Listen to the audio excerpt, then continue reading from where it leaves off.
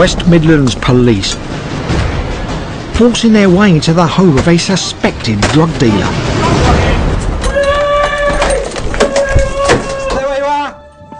It's the final stages of an operation that began 3 months earlier in the suburb of Bordesley Green, Birmingham.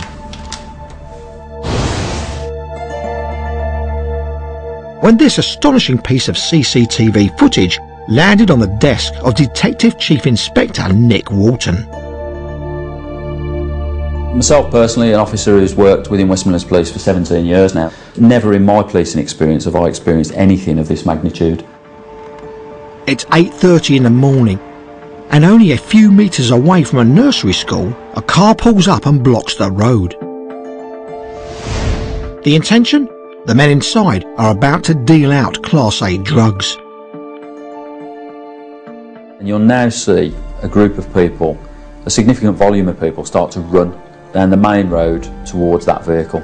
Now these people, we presume, have gathered at an agreed point, have waited for the vehicle, have perhaps waited for other drug users to go, so they get that confidence that actually this is the drug dealer, and then away they go.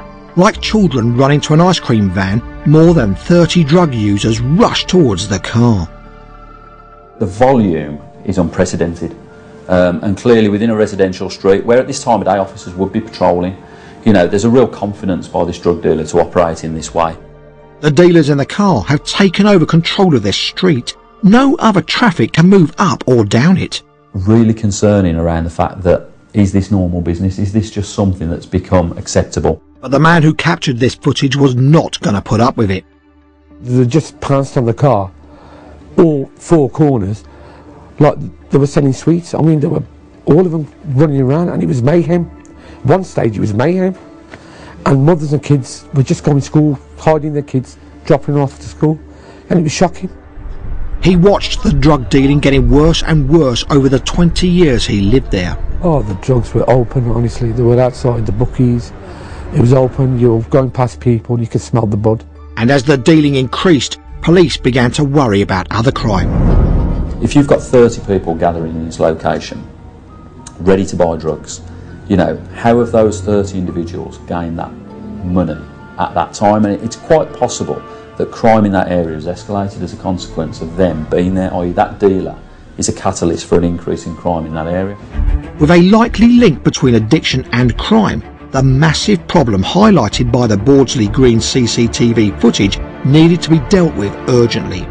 So Nick Walton starts to mastermind a plan to put the drug dealers behind bars. Enough was enough, and we needed to do something about this. If we were going to gain the confidence of our community, we needed to be seen to do something about what was clearly an endemic problem within their community.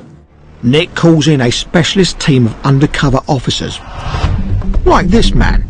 We can't reveal his identity, but we'll call him Paul. Undercover officers like Paul first have to get close to the drug gangs. They get to know who to focus on. Then they use miniature surveillance equipment to record the dealing. My function is to try and gain the best footage that I can of these people in order for the matter to go to court and for the jury to understand exactly what's going on. It is all about the patience, but deep down you sort of know and hope that you will get that shot eventually if you're patient enough. What he manages to film leaves no doubt that heroin and cocaine are being openly dealt throughout Bordesley Green. Dealers have even taken over the local park and children's playground. We have been given access to the police surveillance footage. What you're about to see is a transaction that will take place. The man in the red top has handed a small amount of drugs to the man in the blue top with whom he's working. And there you'll see cash change hands from the drug user, and in return for that cash, which is ordinarily £10, £20, they will receive a small amount of heroin or crack cocaine. Gathering this covert footage is essential work, but there are risks for the undercover officers. Sometimes you have to take those chances. Ultimately, if you get that footage, then it's worthwhile, and you just hope that when it's played in court that the people see exactly what's going on. This is a park area where children play. One of the dealers has gone into the bushes, has clearly recovered an amount, and there we've just seen an exchange take place where the drug user has put the item in his pocket and will then leave the area. Filming goes on for weeks. The dealers' mobile phones give more evidence. The phone is effectively the business. Mobile phones were taking somewhere in the region of 655 phone calls per day.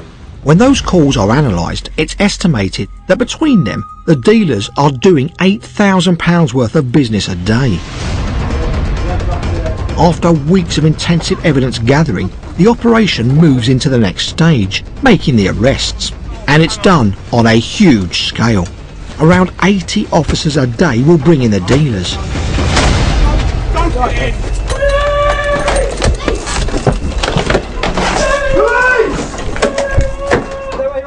It's quite important for us to arrest them at the same time, to prevent them potentially giving accounts, leaving a police station and then telling other people what they've said to the police. So we have an opportunity to undermine them by interviewing them all at the same time. Also, we can catch them unawares. The operation is a massive success. They managed to get every one of the dealers they've targeted. There's at least 28, 29 people who are currently in custody. Really pleasing for us the fact that those people felt that the evidential case against them was so strong that they pleaded guilty at the earliest opportunity. And the icing on the cake? Through some work with other agencies, we've even managed to target the person who sat at the head of that network, and he has also been convicted.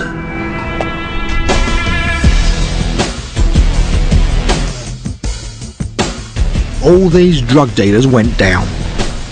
Between them, they will spend over 100 years in prison. And since the arrests, burglaries and robberies have dropped locally by 20%. The man whose footage kicked off this whole operation has seen a big change in his neighbourhood. It has been sorted out. I've never seen no drug dealing there no more. Fundamentally improved the area tenfold. We went into that community shortly after and started to have face-to-face dialogue with local community members who clearly were telling us that the fact that these individuals had been arrested was key to them feeling more empowered within their own communities. The area was really rough, there was loads of crimes, and I think it's much better now that you can walk around safe. Yeah, there's a massive difference. We are happy with what we're seeing. What we've done is named and shamed, which again has been really well received by the community. We've even gone into local schools and had conversations with the youth in the area to say this is not something you need to aspire to, and if you do get involved in the drug supply market, you will be enforced against and you will go to prison.